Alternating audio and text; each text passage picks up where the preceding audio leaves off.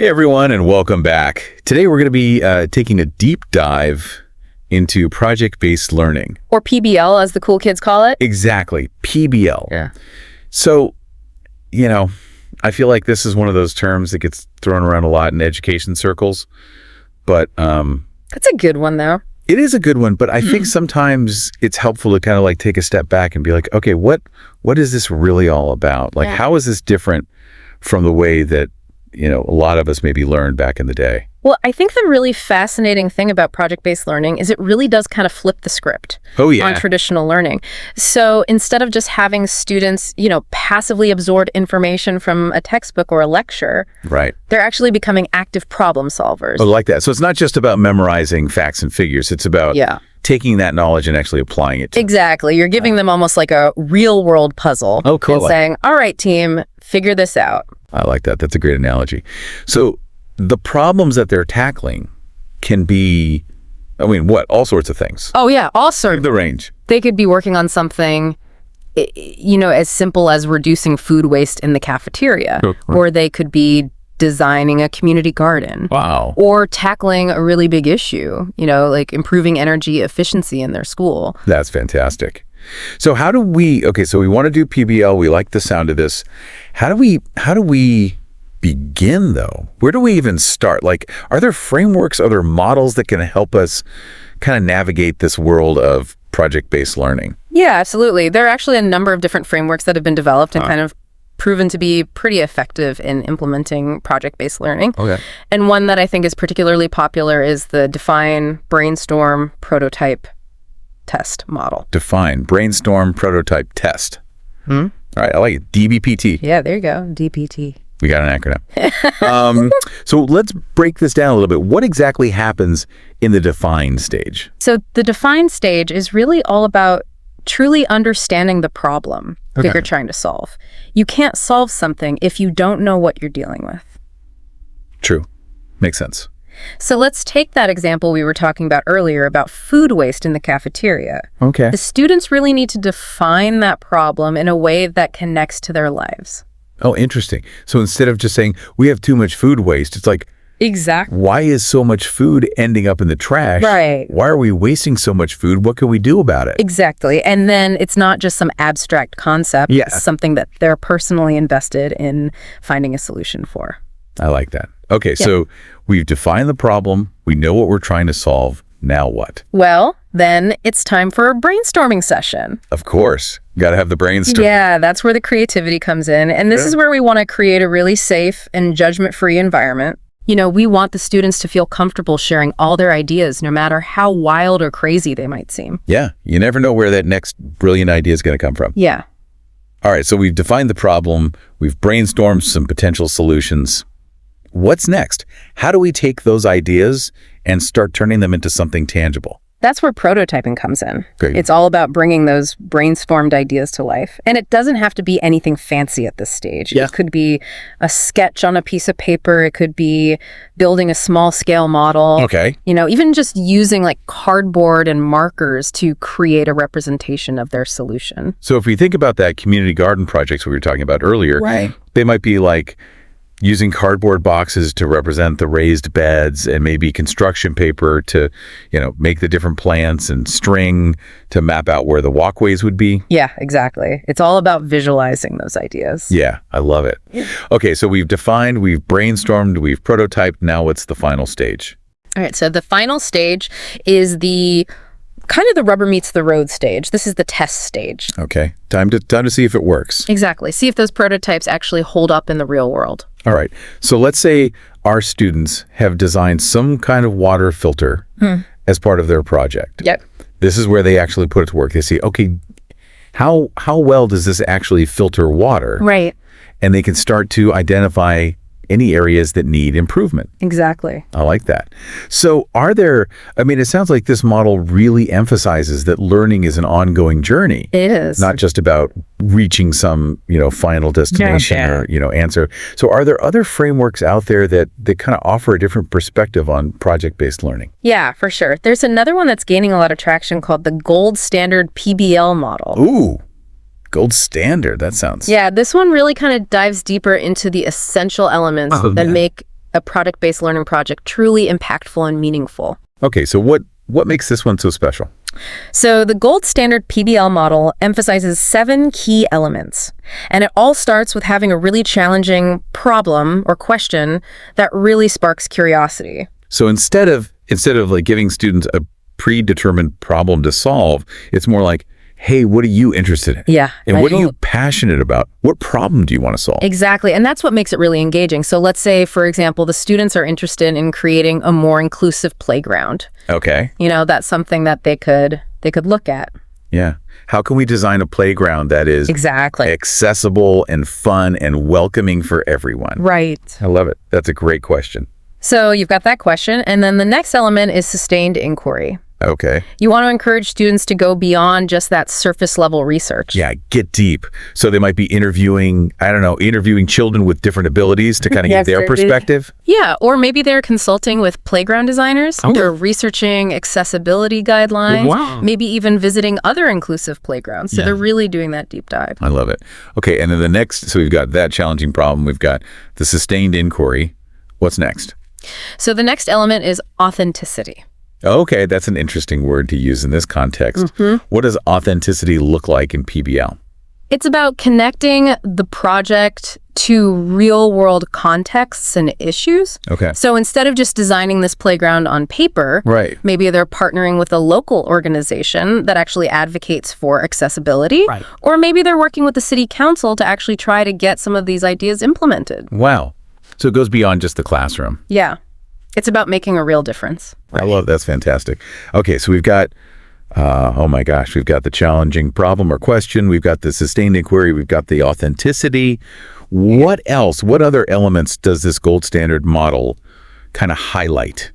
So the next one is all about giving students a voice and a choice. Okay, so student agency. Yeah, empowering them to take ownership. So they might have choices about how they want to research a topic. Okay. Or the format that they use to present their findings. Right. Or even just what specific aspects of that challenge they really want to focus on. Yeah, so in this case, maybe what aspects of inclusivity they really want to prioritize. So they get to really kind of shape their learning experience. I love that. Okay. Okay, so we've got the voice and choice. What's next? All right. So then we've got reflection.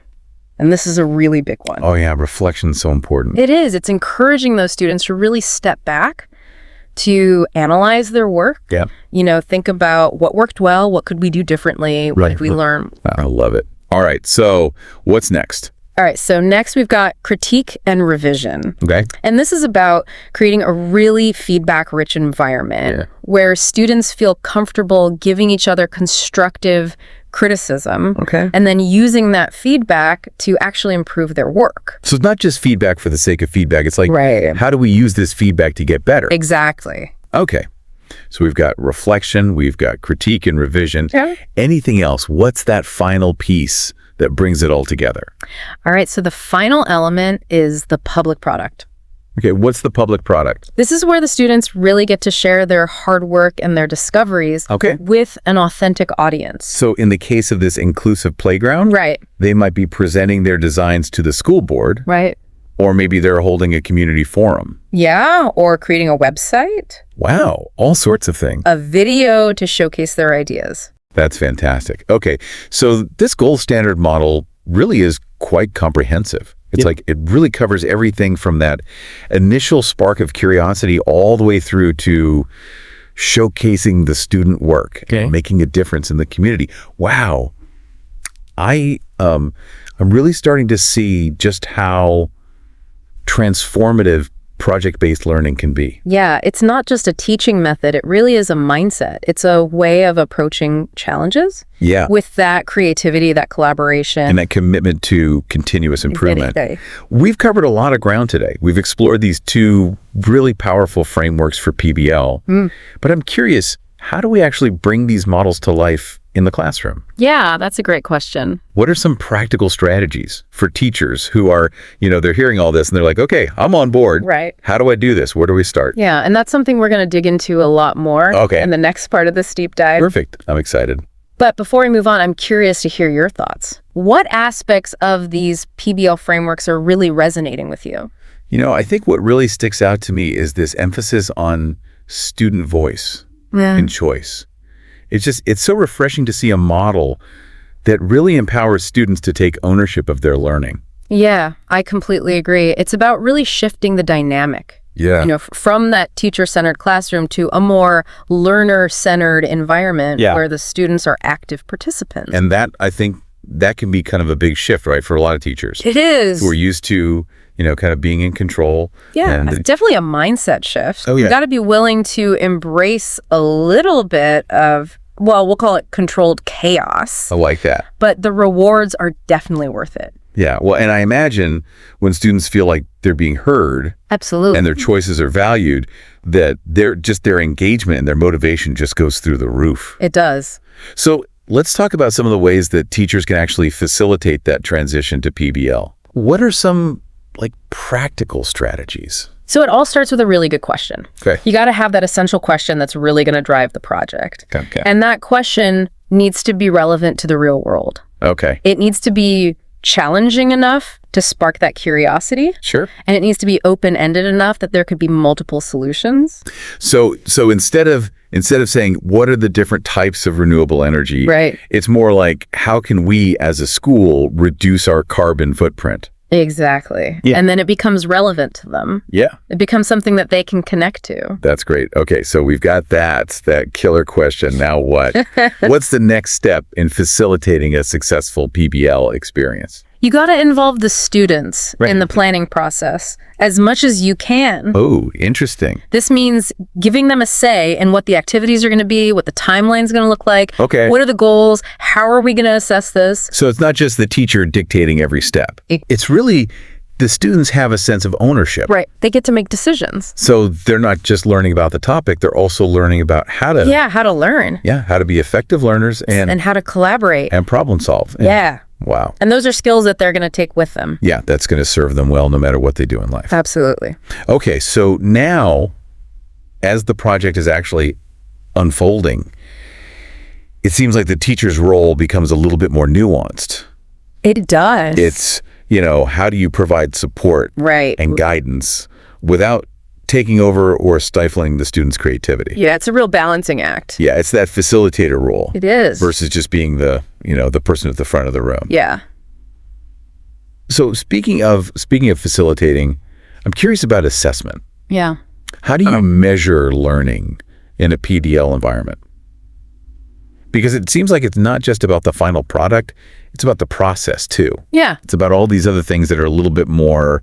It's the whole package. Yeah, harder to measure. Yeah, and it's really about moving beyond traditional tests and quizzes and using a more holistic approach to assessment. Okay, so give me an example. What does that look like?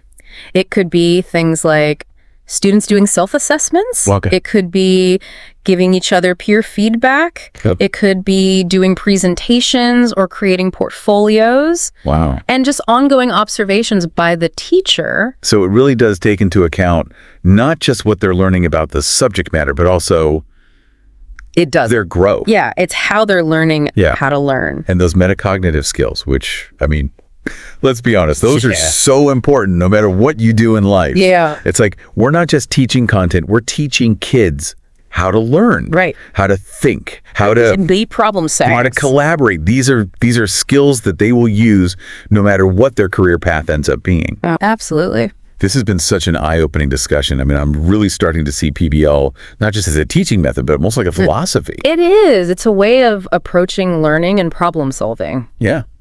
That can be used in any area of life. So I'm curious, we've been talking about this in the context of education, but what about someone who's not in a traditional classroom setting? Yeah. How can they use these PBL principles in their own life or their work? Well, think about it. If you've got a challenging project at work, or if you're trying to solve a problem in your community, even if it's a personal passion, you can use these frameworks. I love it. Okay, give me an example. Let's say I'm passionate about making my neighborhood more sustainable. Okay, great example. How could I use PDL to tackle that? So you could start by defining the problem. All right, so maybe I'm noticing that there's a lack of recycling options. Okay. Or a lot of food waste is ending up in the landfill. I've defined my problem. Now what? Now you move into that sustained inquiry phase. Okay. Research best practices, connect with local organizations, gather some data. And to make it a more collaborative effort, I could get my neighbors involved. No. Right? Oh, absolutely. You could brainstorm solutions together. Brainstorm, prototype, test them out in your homes. Wow. Okay.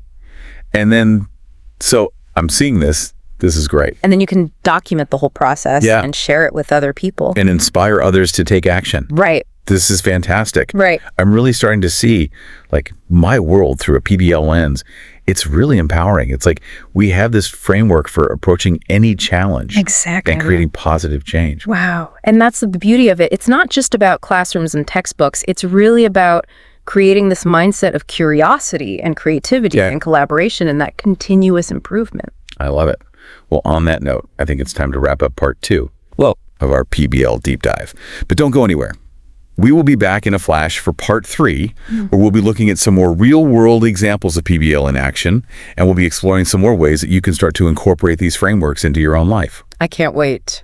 All right, so welcome back. We're jumping right back into our deep dive on project-based learning. Back into the PBL world. Back into PBL. So, last time we left off, we were talking about how PBL isn't just about the classroom. Right. It can be applied to all sorts of things in life and work. Absolutely. So I'm really curious to hear about some examples of how people are actually using this in real world settings. Well, one that pops into my head is there was this really cool middle school in California that did a PBL project all about water conservation. Oh, very timely. Especially, given the drought conditions that California often faces. Yeah. What did that project look like? Like, how did they approach it? So they started by doing a lot of research. They were looking at, their community's water usage. Right. Figuring out where water was being wasted and exploring different conservation strategies. So they were really getting into that, sustained inquiry that we were talking about, where it's not just, surface level. They're actually... Well, they're digging deep. Yeah, getting in there and getting their hands dirty with data. And to make it even more authentic, they actually partnered with local businesses and community organizations to try to put some of those ideas into practice.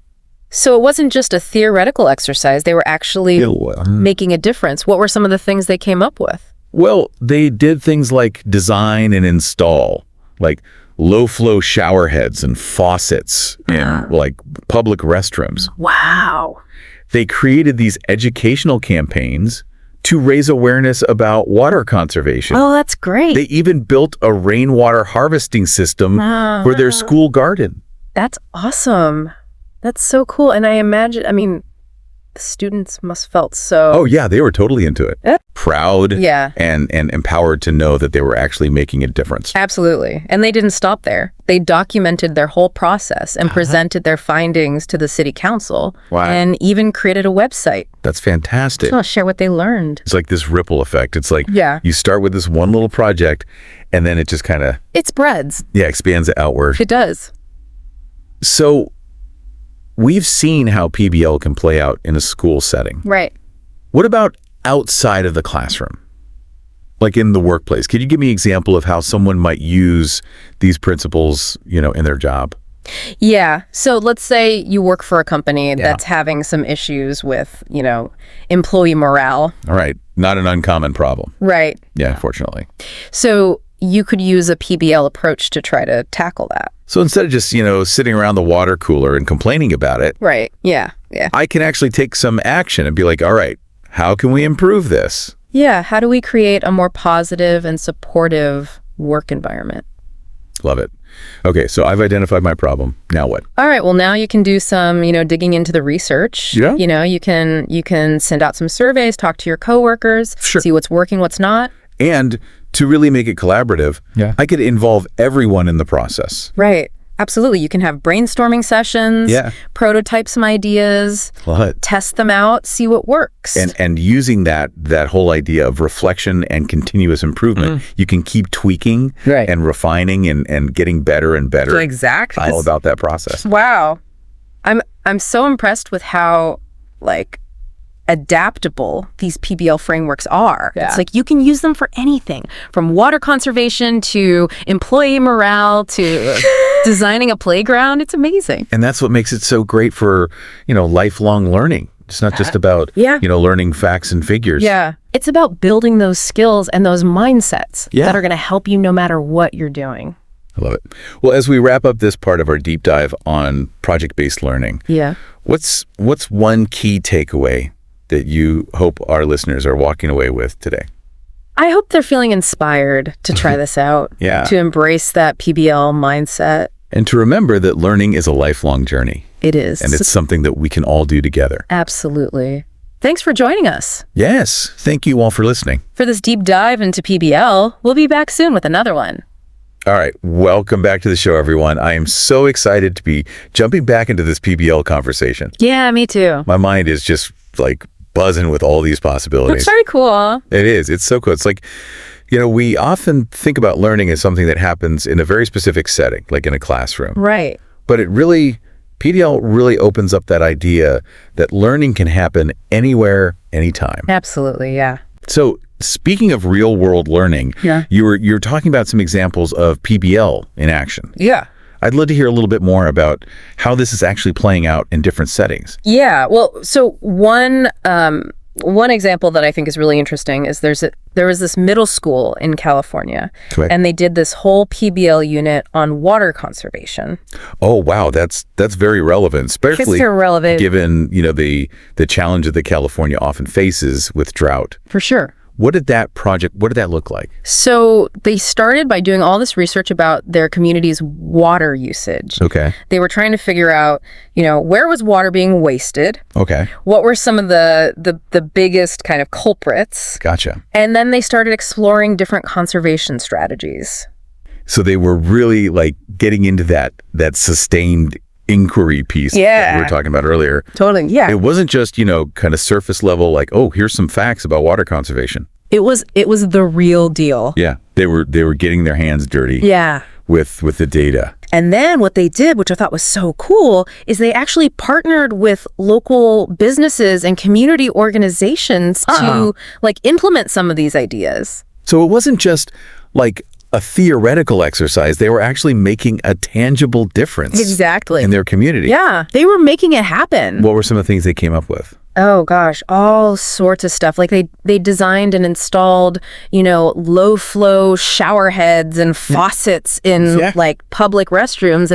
They created these educational campaigns to kind of raise awareness about water conservation in the community. Awesome. They even built a rainwater harvesting system for their school garden. That's incredible. I mean, can you imagine like being a middle schooler and knowing that you were part of something that had that kind of real world impact? And those kids, they felt so proud of what they accomplished. That's so cool. And did it stop there, or did it kind of keep going? Oh no, they didn't stop. They actually documented their whole process, and they presented their findings to the city council. Wow. They even built a website to share what they learned and to try to inspire other people. It's amazing. It's like you start with this one PBL project, and then it just has this ripple effect. It does. It kind of expands outward into the community. It really does. So we've seen how it can work in a school setting. Right.